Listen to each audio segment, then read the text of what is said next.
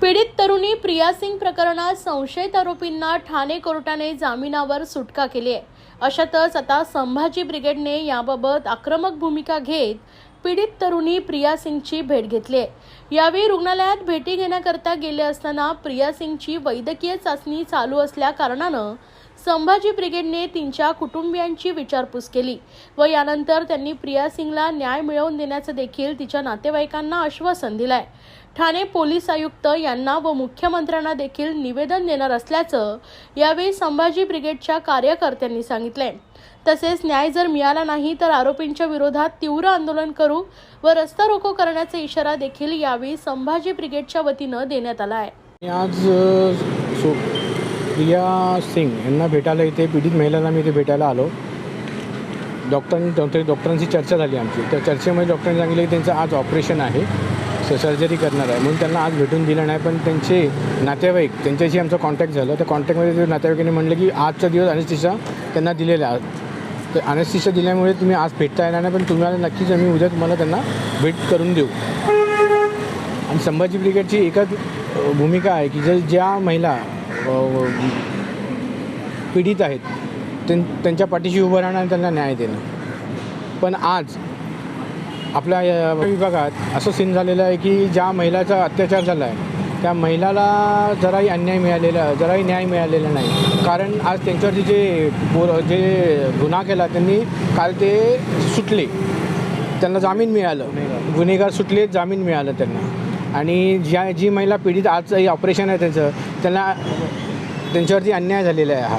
आणि संभाजी ब्रिगेड याचं पुरेपणा याचा पाठपुरावा करून त्यांना न्याय मिळण्याचे प्रयत्न करणार। जर न्याय मिळाला नाही तर संभाजी ब्रिगेड रस्त्यावर ठिय्या आंदोलन या रस्ता रोको आंदोलन करणार। सर, वाटतंय का अशा प्रकारच्या गुन्ह्यामध्ये महिलांना न्याय मिळत नाही? संभाजी ब्रिगेड एक आक्रमक संघटना आहे, ठिय्या आंदोलन ह्या तर गोष्टी आहेत, पण त्याच्या व्यतिरिक्त तुम्ही काय करणार आहोत की ठिय्या आंदोलन रस्ता रोको सगळंच करतात? ब्रिगेडचं काय नेमकं काम असेल या संदर्भात? किंवा मग मुख्यमंत्र्यांशी चर्चा करणार किंवा पत्रव्यवहार करणार आहोत? नाही, आम्ही पत्रव्यवहार आता पहिला कमिशनर पोलिसांना पत्रव्यवहार करणार आहोत।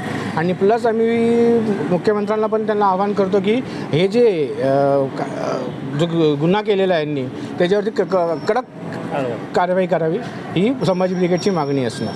अधिकारी MSRDCच्या अधिकारीचा मुलगा आहे, त्यामुळे कुठेतरी पोलीस दबावकारी तंत्रामध्ये काम करत आहे का, असं देखील आता मुलाचा आरोप तुमचं काम?